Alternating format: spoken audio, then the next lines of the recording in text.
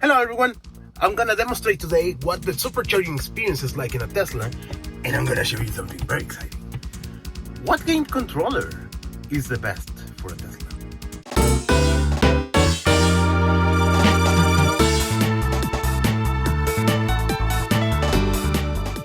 So check that out, we're pulling right into the supercharger station right now, and there we go. Nice and easy. Now we grab this thingy over here, close to the charging port, and off we go. So it's charging now. See, this is what a supercharger looks like. All right. So for the uninitiated, Tesla has a certain kind of charger called supercharger, which are public use. The situation in relation to driving an EV these days is that, well, even though there's certainly some minor gaps in terms of coverage of the electric grid, it is very much viable to drive an EV these days. I've never, even in the most outlandish conditions, I've never got left stranded in the middle of the road.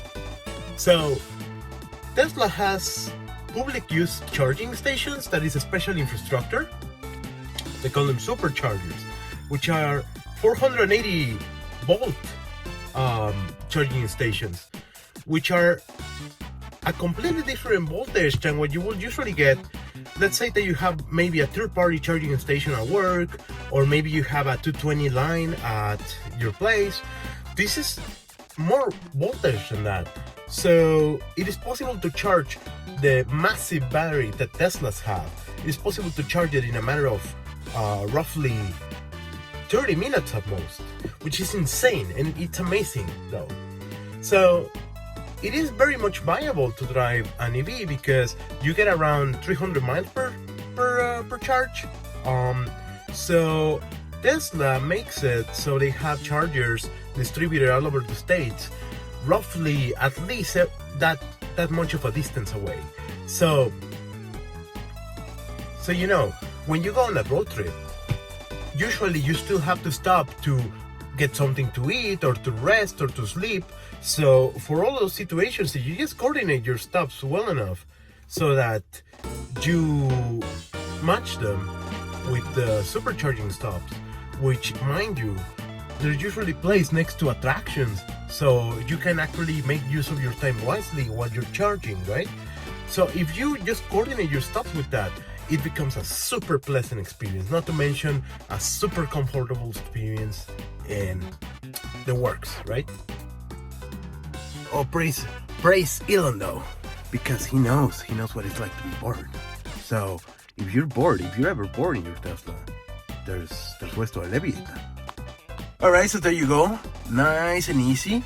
It's charging now, so that's gonna take a while, but check this out.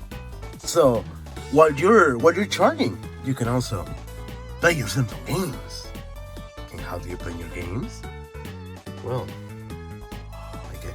I get the first episode of Cuphead, and plug a compatible game controller in one of the vehicle's front USB ports.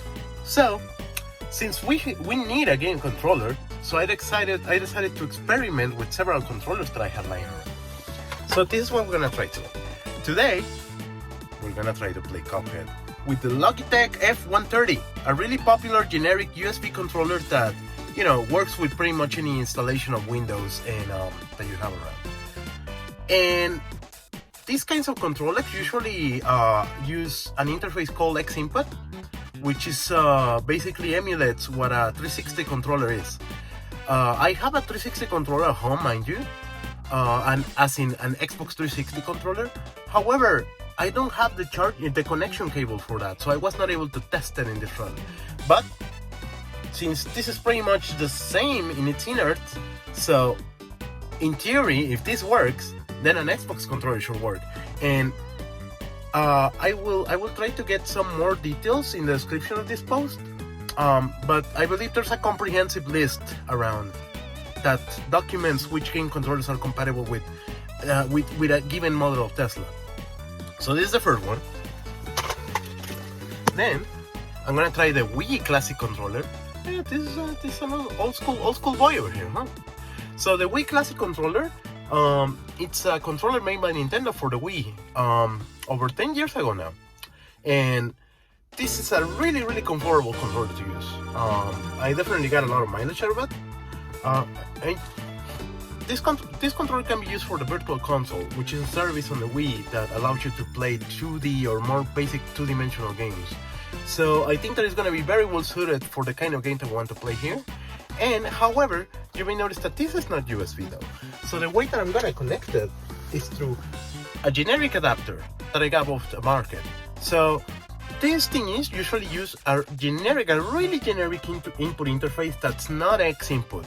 It usually just maps directly to a standard input, I believe. So, for example, it is more than possible, in my experience, to use these kinds of devices that don't emulate the 360 controller directly on operating systems like Linux and all that. And this thingy, so this is a wireless receiver. So you turn it on, right? So you turn it on like this, right? And it plugs into USB through this little dongle. So we're gonna use that. And lastly, last but not least, we're gonna use the Steam controller. The Steam controllers are super nice. I actually got the opportunity to finally use one of these because they had them on sale. Unfortunately, Valve didn't quite, hit it out of the park with this as they were expecting with the Steam machines and all of that and Steam Link. But these are incredibly fantastic. The whole premise of them is that they can emulate, sort of a pointing device through clever use of a couple trackpads. But as you may see down here, they have your traditional stick and buttons interface, so you can just fall back on that if you want.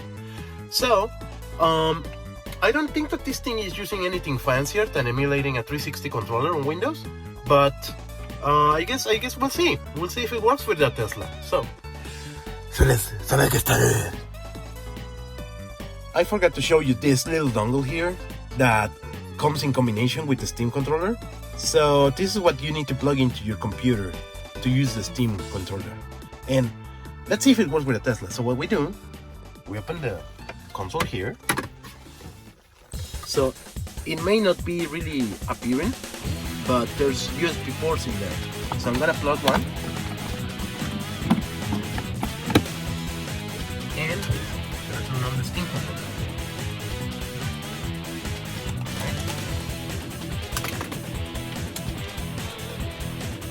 Steam controller is on. It's plugged in. Yeah, okay, so it actually comes in because it beeps.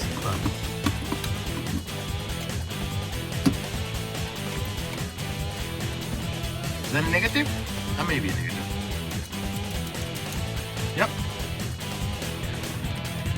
Alright, okay. Test number 2, the Logitech F130. As I mentioned before, the F130 is a very popular game controller around.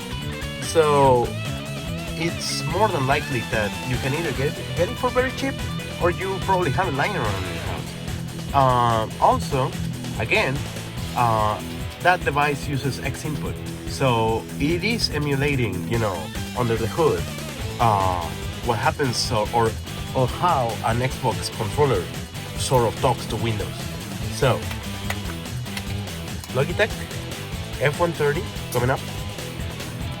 Gonna plug it in.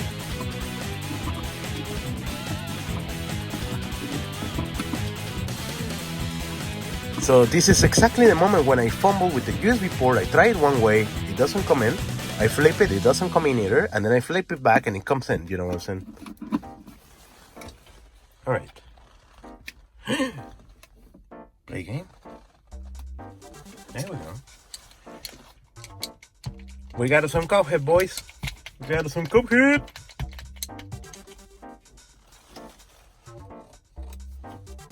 Coming up. Whoa.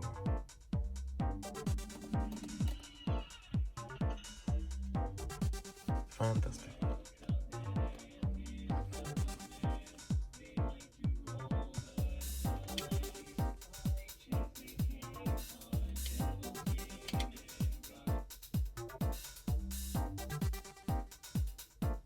There we go.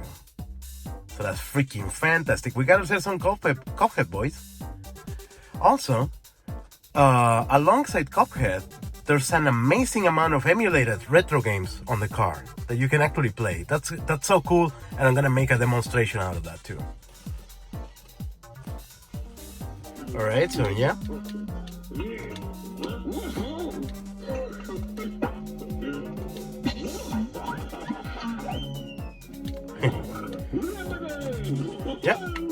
Yeah, this is most absolutely, you know.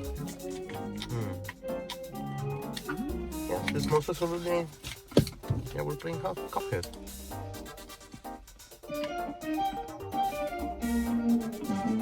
There we go. The sound system on the Tesla, by the way, is amazing, though. So what if we actually try one of the levels, you know?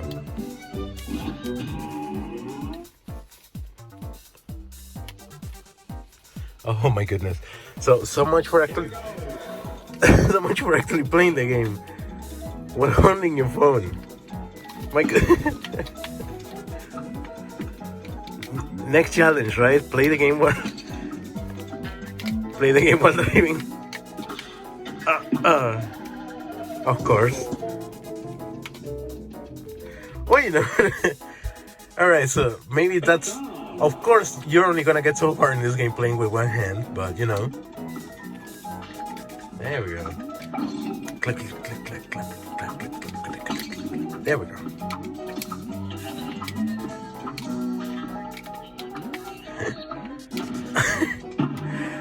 All right. Yeah, but for the sake of demonstration, though, now you know. Now you know. So, and finally, for kicks, let's try the Wii Classic controller with one of those adapters, because I know that a lot of you may actually be in that kind of situation where maybe you don't want to purchase a controller for your Tesla, maybe you don't want to actually, you know, have to get an Xbox controller if you don't actually have. So, maybe your use case, maybe you want to just reuse any game controller that you have lying around from back in the day. And for what it's worth, you know, I think that it's nice to actually try it out. So, all right, so dongle adapter going in.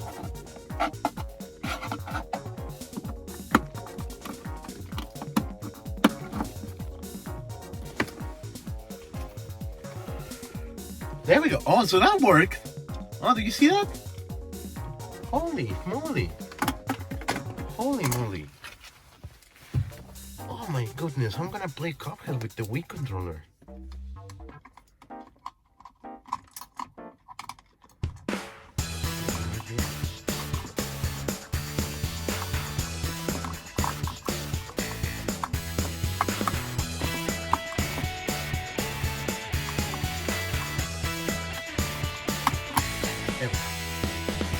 Alright. So the Wii controller works? It's amazing, right?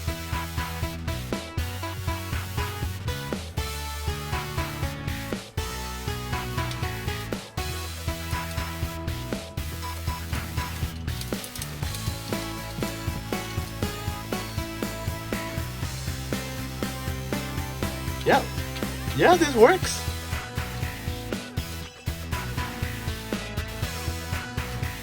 There we go. There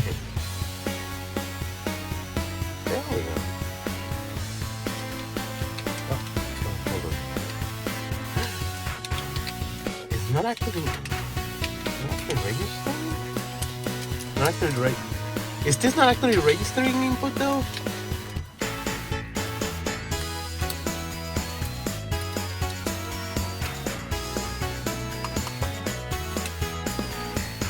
It did command.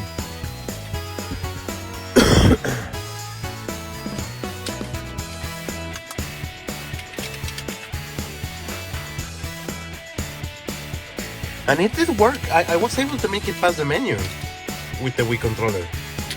But it doesn't register input though.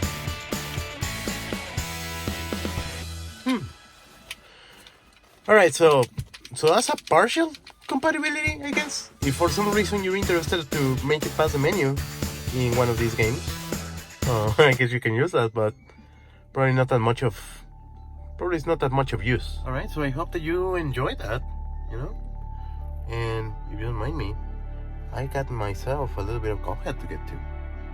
Oh boy, I'm gonna play Cuphead in my car. So I gotta say, this has been a fantastic experiment though, and I'm thinking that I have several other game controllers at home that may be of interest for this kind of thing. So I'm thinking I may follow up this video. I don't know, what do you think? If you have any specific model of controllers that you're interested in me in trying out, let me know. And yeah, so I'll be seeing you soon, huh? So see you next time.